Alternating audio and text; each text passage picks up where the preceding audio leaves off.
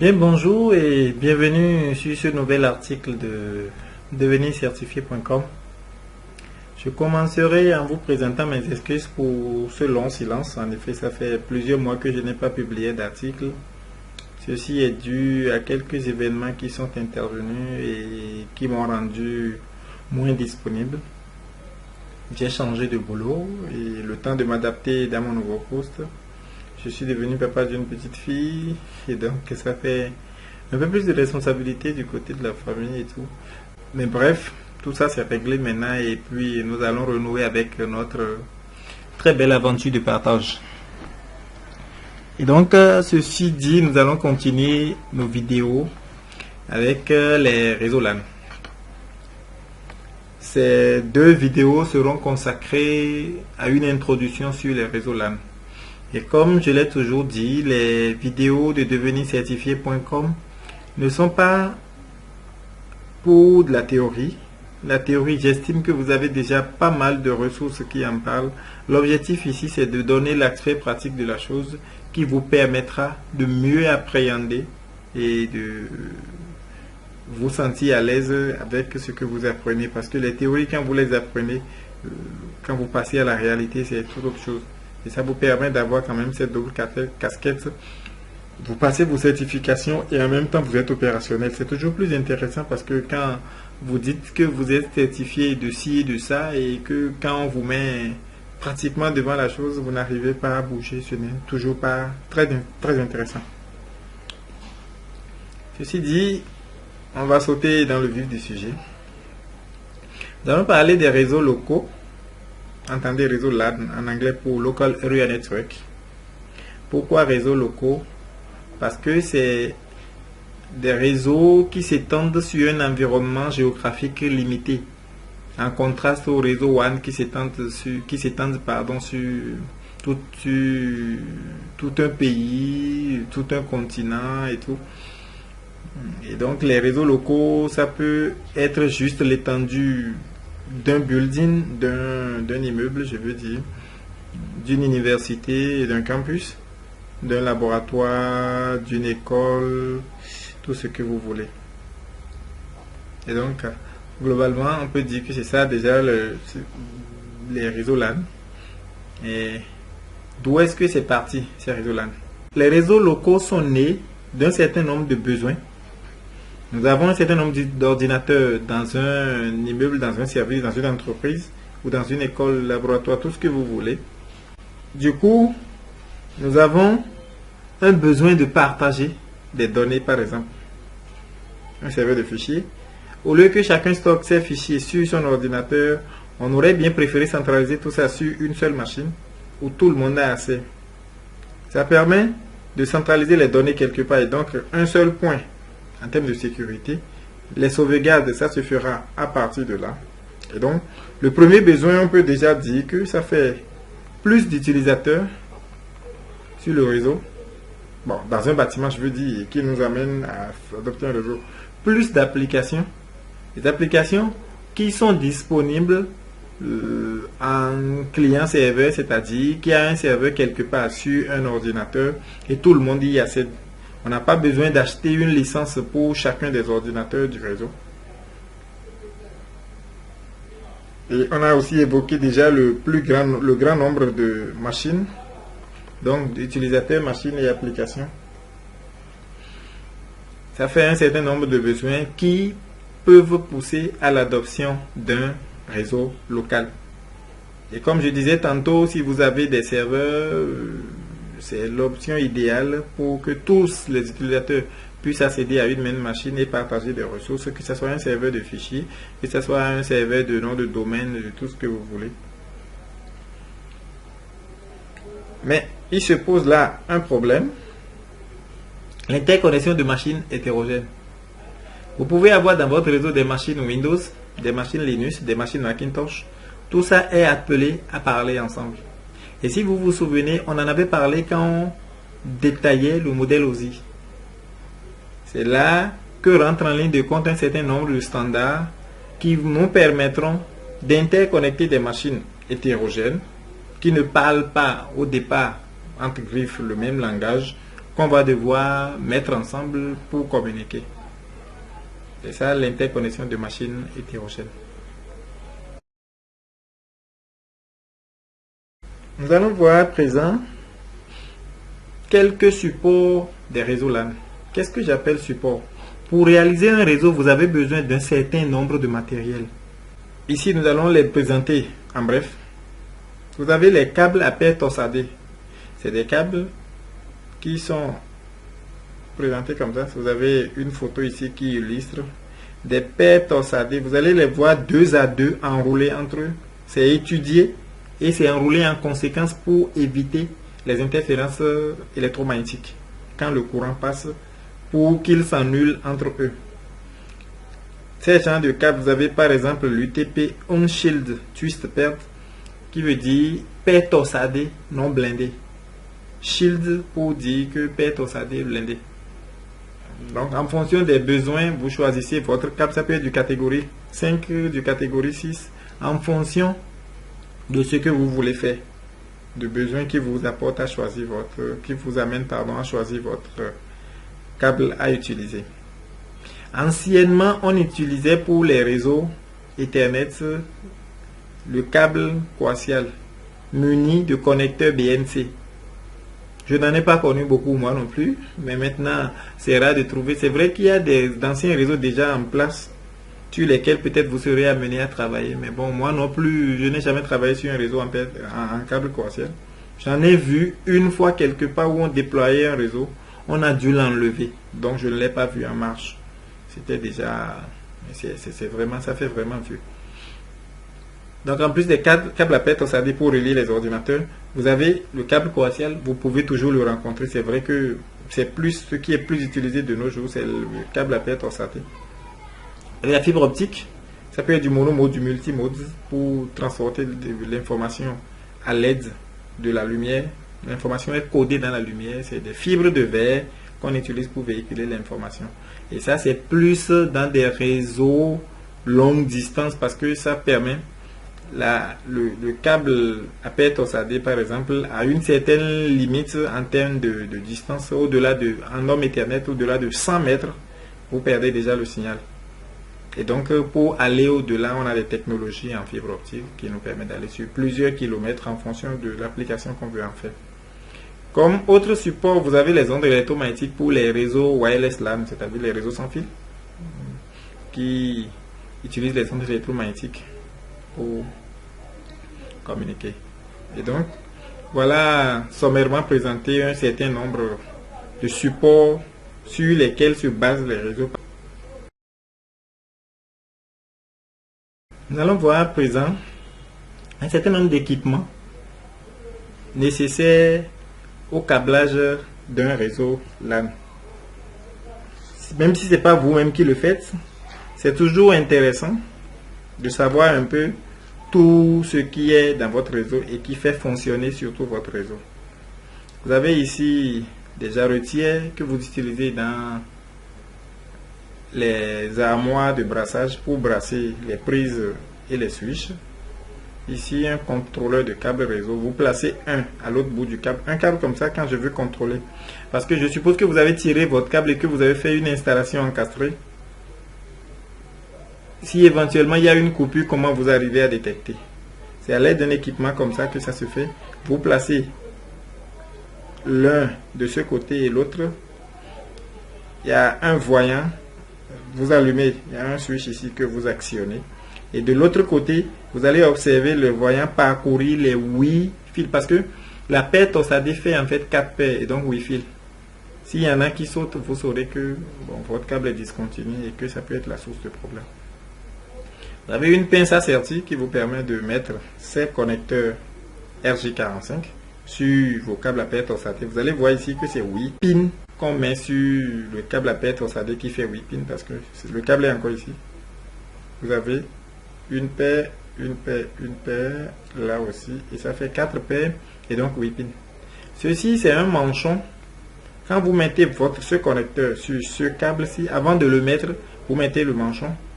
Quand vous l'achetez, tout fait, la jarretière, vous avez déjà un manchon là-dessus. Mais quand vous faites le sertissage, même parfois, il n'y a pas de manchon. Je sais pas, parfois, il n'y a pas de manchon. Mais le manchon a un double rôle. de rendre votre sertissage plus esthétique et aussi de protéger. Parce qu'une fois serti, ici, les mouvements peuvent très vite casser le câble. Le manchon aussi permet d'éviter cela. Ça, c'est le composant qui est dans votre ordinateur qui vous permet de vous connecter au réseau, la carte du réseau.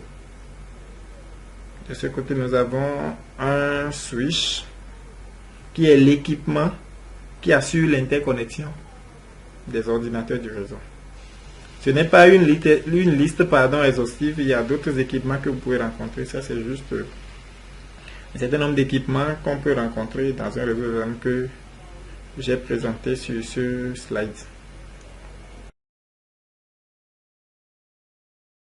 Nous allons nous intéresser à présent au câblage des connecteurs RJ45. Vous vous souvenez, sur le slide précédent, on avait vu ces connecteurs à 8 pins qui sont mis au bout des câbles RJ45. Vous avez deux normes, le T568A et le T568B. Les paires torsadées que vous avez dans le câble UTP, vous avez du vert et du vert blanc. C'est-à-dire quand vous prenez une paire, la paire qui fait du vert et du vert blanc, vous allez voir qu'il y a un fil qui est entièrement vert et l'autre est parsemé de vert et de blanc. Donc c'est ça on appelle le vert blanc, qui sont enroulés. Vous avez une autre paire qui fait du bleu blanc, une autre paire qui fait marron blanc et l'autre qui fait orange blanc. Pour sertir votre connecteur RJ45, vous ne le mettez pas dans n'importe quel ordre. Si vous vous souvenez, je disais que les torsades sont faits en fonction de, comment je vais dire, pour annuler l'effet de l'interférence électromagnétique. Et donc, pour avoir l'effet, pour conserver l'effet de ces torsades en termes d'annulation de l'effet électromagnétique que génère la circulation du courant dans ces fils, il y a une façon que la norme définit pour faire le sertissage. Si vous le faites d'une autre façon, c'est-à-dire que vous alignez les fils comme vous voulez, votre câble serti va marcher, mais ça va jouer sur les performances de votre réseau. Et donc, c'est mieux de suivre la norme que de faire quelque chose qui vous arrange. La norme dit ceci: la première paire, vous avez le vert blanc et le vert, l'orange blanc, le bleu blanc, l'orange, le marron blanc et le marron. Ça, c'est le T568A. Voilà ce que prévoit le T568B. Dans quel cas, quand vous voulez faire par exemple un câble droit, qu'est-ce que nous appelons câble droit? Un câble qui relie, je vous ai montré sur le slide précédent, une jarretière avec deux connecteurs J45 de chaque côté. Le câble droit est le câble qui relie ce connecteur-ci, c'est-à-dire le premier connecteur ici au niveau de ce connecteur J45, le premier pin, je vais dire, au niveau de ce connecteur J45, au premier pin du suivant. Si on suppose que ces deux connecteurs sont des deux côtés du câble, le câble droit permettra de relier le 1 au 1, le 2 au 2, ainsi de suite jusqu'au 8. Ça, c'est le câble droit. Je vais vous expliquer dans quel cas on fait un câble droit et dans quel cas on fait un câble croisé. Le câble croisé aura d'un côté la norme T568A et de l'autre la norme T568B. La norme dit que les cartes réseau transmettent, quand vous avez une carte réseau, elle transmet, c'est-à-dire elle sort les informations sur les pins 1 et 2 et reçoit sur les pins 3 et 6. Je reprends. Les cartes réseau transmettent sur les pins 1 et 2 et reçoivent sur les pins 3 et 6. Ce qui veut dire que quand je prends deux équipements qui ont tous des cartes réseau, quand je branche ce connecteur dans le premier, il émet par ces deux pins. Si je n'ai pas un équipement pour me permettre de relier ça au niveau du second équipement aux deux pins de réception qui sont 3 et 6, c'est-à-dire un switch, je suis obligé d'utiliser un câble croisé pour les mettre en réseau. Je m'explique davantage. J'ai dit les 4 réseaux transmettent par les pins 1, 2 et reçoivent sur les pins 3, 6. Le switch, par contre, ou le hub, reçoit sur les pins 1, 2 et transmet sur les pins 3, 6.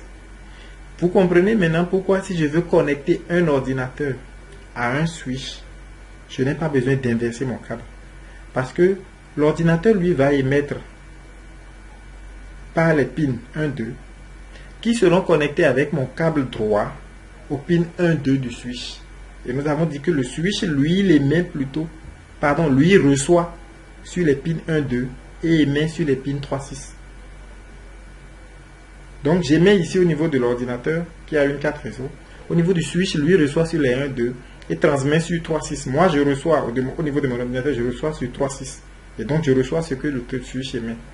Mais si j'ai 2 ordinateurs à mettre en réseau et que je n'ai pas de switch, il me faudra forcément un câble croisé. Le câble croisé, qu'est-ce qu'il fait? J'ai dit que c'est la norme 568A d'un côté et 568B de l'autre. Si vous suivez un peu ici, vous allez remarquer que 1, 2, j'ai vert, blanc, vert. Vous voyez le vert blanc ici, il est au 3. Le vert, il est au 6. Qu'est-ce que vous remarquez? Que en faisant un A d'un côté et un B de l'autre, je prends le 1 que j'envoie au 3, le 2 que j'envoie au 6. Et donc mon ordinateur qui reçoit sur les pins 3, 6 pourra recevoir l'émission du premier ordinateur. De la même façon, si vous suivez ici les pins 3, 6 au niveau de ce premier connecteur, le 3, il est au 1, le 6, il est au 2. Donc voilà l'intérêt d'avoir un câble croisé quand c'est 2 équipements qui ont une 4 réseaux. Parce que nous avons dit que c'est le switch qui émet sur les broches 3, 6 et reçoit sur les broches 1, 2. Or, les 4 réseaux émettent de façon contraire sur 1, 2 et reçoivent sur 3, 6. Donc voilà un peu présenté l'intérêt que j'ai à faire un câble croisé ou un câble droit pour relier 2 ordinateurs en réseau. Si je n'ai pas de switch, je peux bien le faire avec un câble croisé. Des exemples d'équipements qui utilisent des 4 réseaux, vous avez les ordinateurs, un routeur, c'est une 4 réseaux pardon, qu'il y a dedans, un point d'accès Wi-Fi, c'est une 4 réseaux qu'il y a dedans, une imprimante réseau par exemple, c'est une 4 réseaux. Et donc tout ça, tous ces équipements, quand vous les prenez, ils transmettent sur les pins 1, 2 et reçoivent sur 3, 6. Par contre, quand vous prenez le hub ou le switch, il fait le contraire. Il reçoit sur 1, 2, il transmet sur 3, 6. Donc pour faire votre câble croisé, c'est simple. Vous mettez la norme T568A d'un côté et la T568B de l'autre. Ça vous permet d'avoir votre câble réseau et donc de relier 2 équipements qu'on appelle équipements de même niveau, c'est-à-dire des équipements tels que je les ai cités qui ont des 4 réseaux, sans avoir à passer par un switch.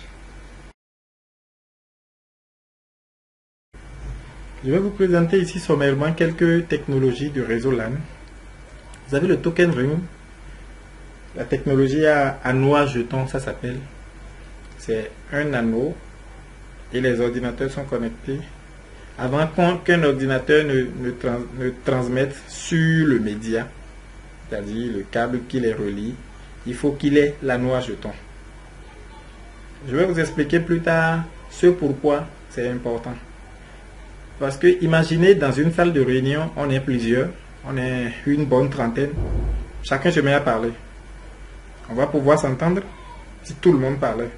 Non, forcément. Et donc il faut élaborer un certain nombre de règles pour dire, avant que quelqu'un ne prenne la parole, la personne lève la main, on lui accorde la parole avant que la personne ne parle. C'est ce que fait principalement ces genres de technologie. Le token ring, c'est ça. Il y a l'anneau à jetons qui circule et un ordinateur ne transmettra que quand il a l'anneau. On a une autre technologie à peu près pareille, le FDDI, mais ça c'est en fibre et lui c'est en double anneau. C'est de vieilles technologies qui ne sont plus... Celui-ci est plus utilisé au niveau des backbones, le dorsal des réseaux, parce que ça a un grand débit, une large bande passante, tout ce que vous voulez. Ce à quoi nous allons nous intéresser, c'est ça. La technologie à laquelle nous allons nous intéresser, c'est Ethernet. I3E 802.3, c'est la norme de l'I3E pour Ethernet. Ici, Token Ring, c'est I3E 802.5, qui est en fait un jeu. Bon, c'est l'une des technologies qui a pu vraiment s'imposer au niveau des réseaux LAN. C'est un jeu de protocole au niveau du modèle OSI qui opère sur les couches physiques et liaison de données. Comme je vous ai toujours dit, nous ne sommes pas là pour faire de la théorie là-dessus. Vous avez assez de documentation sur les 3802.3. Vous allez les lire pour approfondir vos connaissances. Ethernet a été développé en 1980 au départ et a été normalisé en 1985 par les 3E. Donc je disais, aujourd'hui c'est ce qui est plus utilisé et ça offrait des débits. Au départ on avait des réseaux en câble coaxial, après on est passé en câble à paire torsadé comme je vous le disais tout à l'heure. Et donc quand vous lisez un peu l'historique, vous allez mieux vous imprégner de tous les détails d'où est-ce qu'on a quitté avec Ethernet et où est-ce qu'on en est actuellement. Vous avez aussi les réseaux sans fil, l'I3E 802.11 qui est la norme des réseaux sans fil. Ici, on ne va pas trop parler des réseaux sans fil. C'est principalement les réseaux. Il y a des réseaux locaux sans fil. Wireless LAN, on appelle ça WLAN, wireless pour sans fil. Nous n'allons pas trop en parler ici, on va plus parler de Ethernet et surtout de la technologie de gestion d'accès aux médias dans Ethernet. Entendez le CSMA/CD. Sur les slides suivants, on va en parler, on va détailler le fonctionnement du CSMA/CD. Et entendez Carrier Sense, c'est en anglais, Carrier Sense Multiple Access Collision Detection. Accès multiple à écoute de porteuses avec détection de collision. Nous allons consacrer le slide suivant à bien expliquer ce que c'est que le CSMA/CD et comment ça fonctionne. C'est principalement le but de cette introduction. Et après, nous allons voir un peu ce que c'est que les domaines de collision, les domaines de diffusion et comment s'opère la communication dans un réseau LAN. Voilà, nous allons nous arrêter là pour cette première vidéo d'introduction de LAN. Je me suis décidé à ne plus faire des vidéos trop longues, parfois c'est fatigant. Et donc on va couper ça en deux et dans la prochaine nous allons enchaîner avec l'explication du CSMA/CD, les domaines de collision et les domaines de diffusion. Voilà, merci pour l'attention et à tout de suite.